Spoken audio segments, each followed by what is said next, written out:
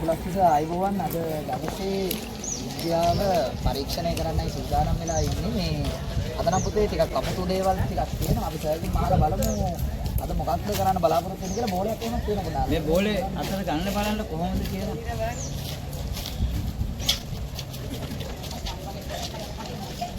ඒක බලක් එහෙම අතට දැනෙනවනේ.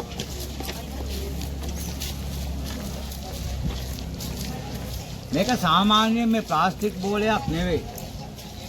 මේක ඇතුළට පුරවලා තියෙන ප්ලාස්ටික්. ඒක නිසා මේකේ බර වැඩි. දැන් අපි බර්නෝලි මූලධර්මය කරන්න ඉස්සෙල්ලා කියලා දෙන්න ඉස්සෙල්ලා අපි දැන් මේ ක්‍රියාකාරකම කරලා ඊළඟට පැහැදිලි කරමු. බර්නෝලි මූලධර්මය කියන එක අහලා නැහැ ඔයාලා. ඔයාලා 11 පන්තියනේ.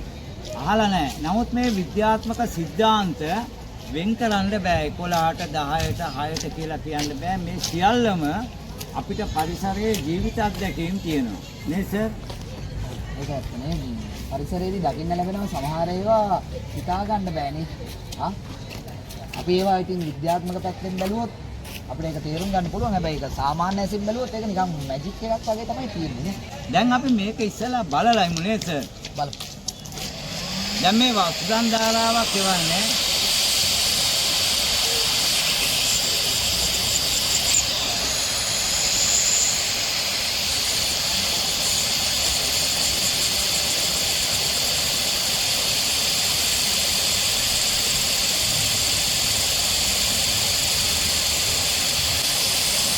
සර් ඒක මේ ගෑවි නොගෑවි වගේ මේක ඇත්තටම ගෑවෙන්නේ නැහැ.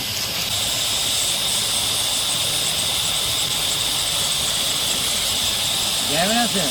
ගෑවෙන්නේ නැහැ. ඔබ බලන්න ආත් ගෑවෙනවද? මම මේක දැන් පැහැදිලි කරන්නම් මේකත් එක්කම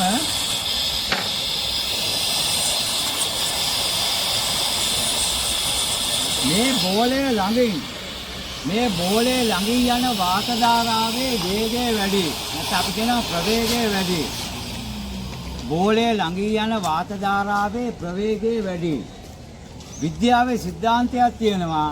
ප්‍රවේගය වැඩි වෙනකොට පීඩනය අඩු වෙනවා.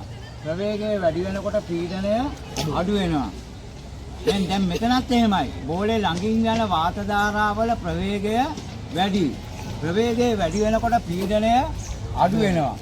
මේ පැත්තේ යන වාත ධාරාව, මෙහෙන් යන වාත ධාරාව, ඈතින් යන වාත ධාරාවේ ප්‍රවේගය අඩුයි. ප්‍රවේගය අඩුයි කියලා කියන්නේ පීඩනය වැඩි. පීඩනය වැඩි. මේ පැත්තේ පීඩනය වැඩි, මේ පැත්තේ පීඩනය වැඩි. දෙපැත්තෙන්ම පීඩනය වැඩි නිසා මේ බෝලේ දෙපැත්තෙන් මේක එහාට මෙහාට යන්නේ නැහැ. නැත්තම් මේක විසිරෙන්න පුළුවන්. එහාට මෙහාට යන්නේ නැහැ. බෝලේ තියෙනවා.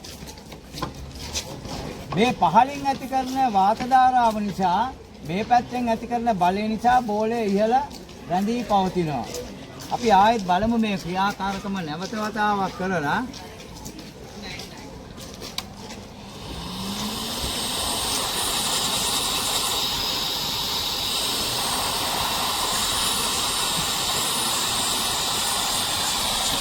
බෝලේ වටේටම තියෙනවා නේද ඔය මේ වටේටම තියෙනවා මේ වටේටම තියෙනවා.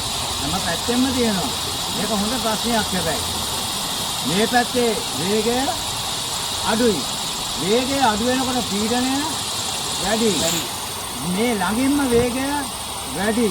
වේගය වැඩි වෙනකොට පීඩනය අඩුයි. ඒක නිසා මේ හැම පැත්තෙම